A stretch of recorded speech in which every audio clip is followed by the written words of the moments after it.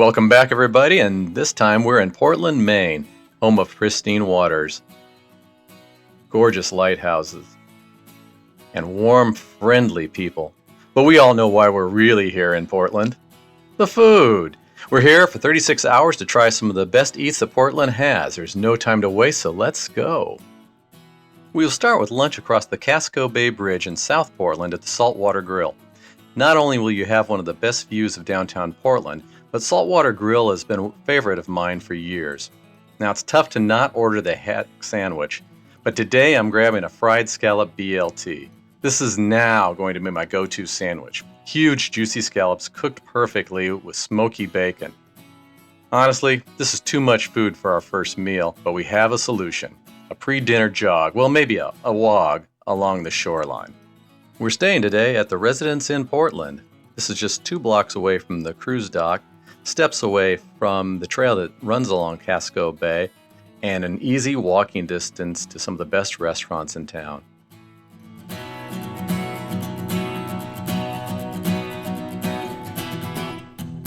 This is also the starting point for the Maine narrow gauge railway that runs 7 times a day during the season. Now, there's also special trips all times a year around the holidays, so check the schedule on their website if you want a truly historic train ride around Casco Bay.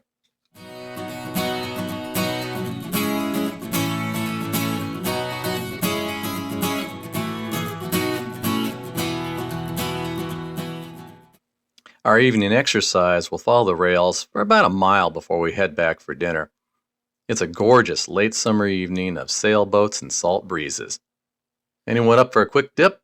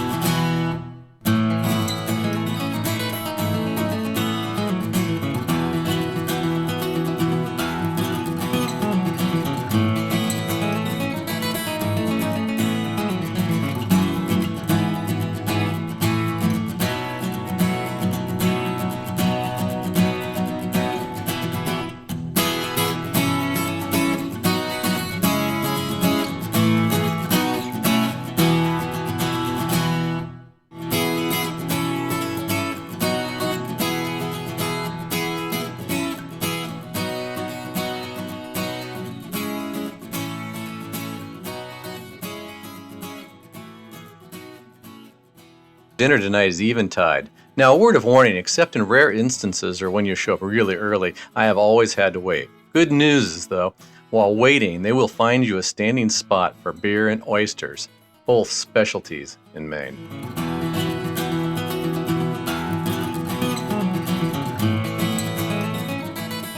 We had a variety of oysters this evening, splitting the bill between oysters from the brackish tidal rivers and those farmed in the saltwater bays. My personal favorites were the pink stripes, but it was a close tie with the meaty Bigelow bluffs. When we did get a seat, about 40 minutes later, we had more oysters, of course, especially brown butter lobster roll, done non-traditionally in a bao-style bun, and some of the smoked fish dip. All in all, a very satisfying night of seafood.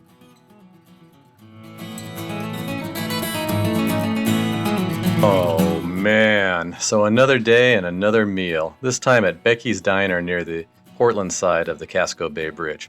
Truly something for everyone here. I had the haddock chowder, which to be honest needed a kick from the hot sauce, and others had the lobster roll, BLT, and I think my colleague with the blueberry pancakes probably got the best of all the meals. By the time dinner came around, our group was wearing out a bit on the seafood, so we popped into another new classic on the South Portland scene, duck fat. Duck fat has a good but limited selection of local beers that pair perfectly with the duck fat fries. So the camera came out a few minutes late, and you can see we demolished these things. Crispy, rich, and perfect. They don't last long, so order more. The specialties beyond the fries are the griddled sandwiches, including pulled pork and smoked turkey, a Caesar salad with duck egg and breast of local duck. If you dare, you should get this salted caramel duck fat shake for dessert. None of us had room. Well, you can't leave Maine without taking some treats home. Cold packs that are airline approved along with live lobsters can be picked up at various lobster pounds in the area. This pack came from Free Range Fish and Lobster, which is about a block down Commercial Street from Becky's Diner. All of these lovely boys made it to South Georgia alive and kicking. When packed appropriately with cool, moist towels and cold packs, lobsters will survive a couple of days, even if the squeaking of their claws against the styrofoam drives you crazy. All right, we got to get going. Thanks for joining us on this quick trip through Portland, Maine. Hope you enjoyed it and are now a little hungry. We'll see ya.